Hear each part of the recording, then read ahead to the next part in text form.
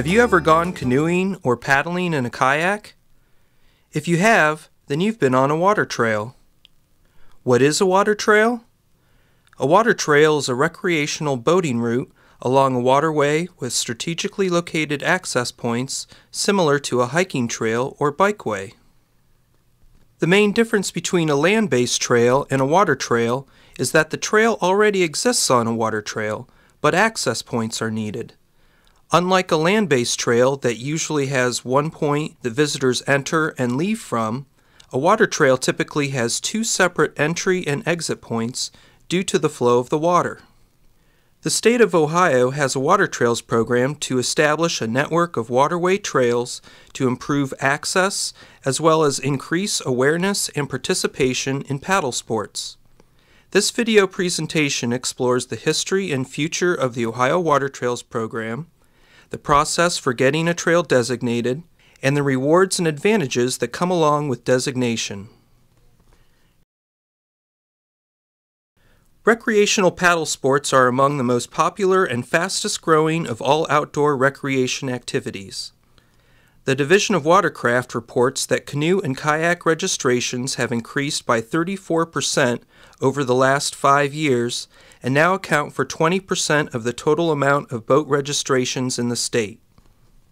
Ohio is blessed with a well-distributed network of streams, rivers, lakes, and other waterways. With an abundance of waterway resources and an increasing demand for paddling opportunities, the Ohio Department of Natural Resources realized there was a need for a program to increase waterway access and recreational boating opportunities. The Ohio Water Trails program initially began in 2003 when representatives from the divisions of Watercraft, Wildlife, Parks and Recreation, Natural Areas and Preserves, and Real Estate and Land Management met primarily to address the limited number of paddling access points on Ohio's waterways. What developed from that initial meeting and future meetings was essentially an application process for designating waterways as state water trails and a grant program that reimbursed sponsoring local or regional government entities for trail signage and the printing of an educational and informational map and brochure. The Division of Watercraft officially adopted the Water Trails program in 2005 and designated the Kokosing River as the first state water trail. Because a state agency does not necessarily have detailed information regarding local access points, safety concerns, and other historical, cultural, and recreational attractions, and because the state does not typically perform local maintenance activities, a local sponsor is required for every water trail project. The grant money available through the State Water Trails program is reimbursement money, so a local sponsor is required to be a local or regional government agency or entity. A water trail project begins when a local entity contacts and expresses interest to ODNR in designating a waterway as a trail.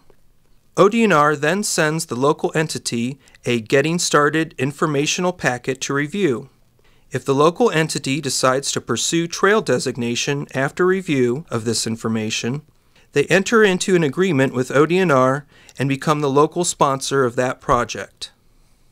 After this partnership is formed, ODNR sends the local sponsor an application for designation as well as access site information forms that must be completed and submitted with the application.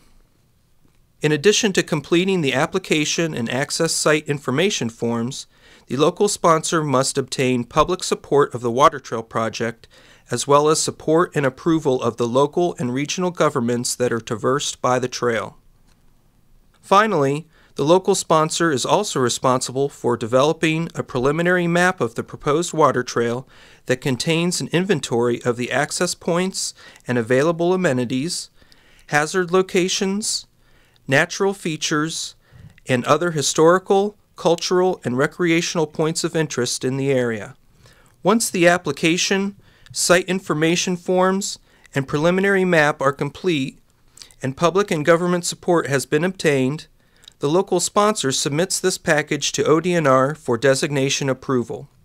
The application package is then reviewed and must be approved by the ODNR Water Trails team, the Chief of the Division of Watercraft, and the Director of ODNR.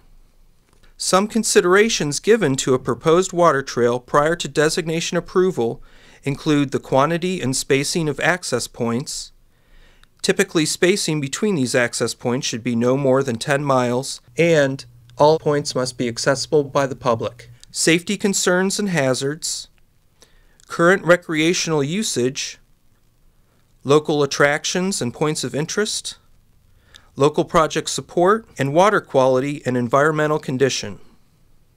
Once an application is reviewed and approved, an official dedication ceremony is held to celebrate state designation. There are many benefits to achieving state water trail designation. As previously mentioned, the purchase and installation of signage, as well as the development and printing of a map and brochure, are the most evident. The signage and the map and brochure provide important educational benefits. They both direct users to public land and access points, and away from hazards and private land. Also, the brochure promotes respect for private property, leave no trace behind, leave what you find, and wildlife respect concepts in its outdoor ethics section. Additionally, the brochure contains important information about boating and water safety, commonly found hazards, boating navigation and markers, and local points of interest. Access improvement and development opportunities are another benefit to state water trail designation. The Division of Watercraft has another grant available called the Cooperative Boating Facility Grant. This boating facility improvement and development grant gives higher points during its evaluation process to a project located on a designated water trail. Increased access opportunities mean more recreational opportunities like boating, fishing, and bird and wildlife viewing. State water trail designation provides local economic benefits as well. As more users take advantage of a new paddling and recreation opportunity, local businesses see an increase in customers, particularly food, lodging, and sporting and recreation businesses. It should also be noted that properties located along land-based and water trails increase in value as well. Landowners by trails realize the valuable resource located in their own backyards. Another related economic benefit to water trails in general is the low cost of development. Specifically, a water trail can be developed for a fraction of the cost of a land-based trail and becomes locally profitable more quickly because of this low startup cost. Finally, restoration, cleanup, and protection of the designated waterway is an additional benefit. As more users have an opportunity to experience a water trail, they become more likely to support efforts to preserve and protect it because of a desire to maintain the quality of their experience. It is not uncommon for a water trail to bring a local community together and for individuals to become involved in waterway stewardship, cleanup, and preservation efforts and activities.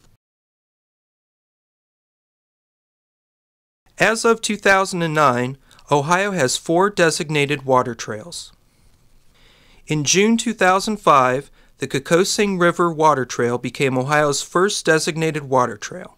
Also designated as a state scenic river, the Kokosing River maintains its natural quality as it winds through mostly wooded and rural portions of Knox and Coshocton counties in central Ohio. Beginning in Mount Vernon, this 28-mile water trail includes long, deep pools, riffles, short rapids, and scenic sandstone cliffs. Opportunities abound for wildlife viewing and fishing. More than 70 species of fish have been documented in the watershed. Proximity to the Kokosing Gap Trail makes this an ideal paddle pedal destination. The 112-mile Muskingum River Water Trail became Ohio's second water trail when designated in July of 2006. The Muskingum River has historically served as a transportation corridor to and from the Ohio River, and its abundant resources have sustained communities throughout history. Managed by ODNR State Parks, the hand-operated locks of the Muskingum River Parkway have not inhibited its natural qualities. The river is home to abundant fish, birds, and wildlife. Cities along the river provide ample amenities for through boaters and day trippers alike. The area is rich in history and natural appeal, making it an ideal water trail destination for all types of motorized and hand-powered boats. The 15-mile East Sandusky Bay Water Trail was designated in June of 2007, becoming the state's third water trail and the first trail located on a Lake Erie Bay. This trail provides an opportunity to enjoy scenic views, wildlife, cultural history, and great recreational opportunities from Sandusky Bay on Lake Erie. The Vermilion-Lorraine Water Trail is Ohio's fourth and newest water trail. Designated in January 2009, this 27-mile trail provides a unique paddling experience in that it offers both river and open water travel along the lakeshore. Users can paddle portions of both the Vermilion and Black Rivers and a connecting section of waterway along the Lake Erie shoreline. Most of the trail resides within the scenic Lorain County Metro Parks, which provide a myriad of recreational, historical, and cultural activities and opportunities. In addition to these designated trails, there are also other trails currently in the process of achieving state designation. The Wahonding River is located in Coshocton County and is a connecting waterway between the Kokosing and Muskingum Rivers. Coshocton Park District is currently seeking designation for the Wahonding River, which would connect two already designated water trails and has an abundance of local historical and recreational activities and opportunities. The Miami Conservancy District is currently seeking designation of the Great Miami, Stillwater, and Mad Rivers. All three rivers offer wonderful paddling, fishing, and wildlife watching opportunities, particularly portions of the Stillwater River, which is also designated as a state scenic river, and the Mad River that has great trout fishing.